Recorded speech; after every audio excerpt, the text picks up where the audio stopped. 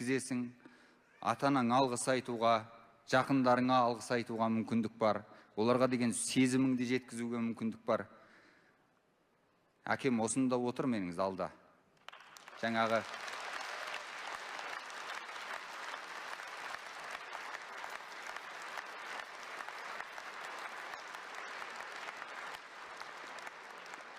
енді бала кезден әкенің ақылын тыңдаған сияқты боласың ғой, енді тыңда, деп қоясың. Өзің балалы болған кезде қиын болады екен. Өйткені оған бір ұрсып ақыл айтайын десең, кезінде өзің әкең тура сөйтіп ақыл айтқанда істегенің шамалы да. Бірақ кез келген әке ұлым мен сияқты болсын деп армандамайды, менен асып түссін деп армандайды. Сол мақсатта мен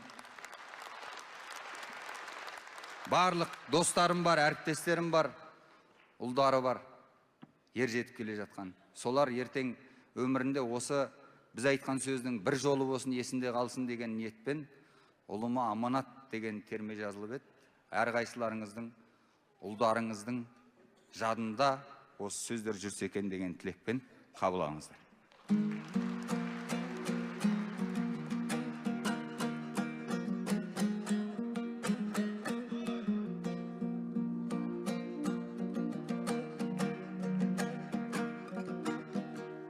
Ал балам, білгеніңнен білмесің көп, өмірде ағат кетсең кім кешірмек?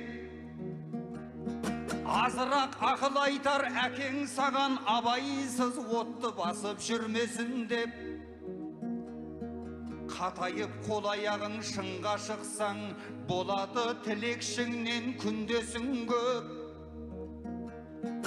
Жалғанда жүрегіңмен көзің есен, жарытпас құлағыңмен тіл досың боп. Жол білеу болған менен бұрылыс көп, пендеге бір қалыпты күн кешу жоқ. Көрінер бәрі жақсы алғашында, гүлдің де тікен өсер дәл қасында. Қолыңда ақшаң менен мәнсап болсай, көбейер туысыңда, жолдасыңда.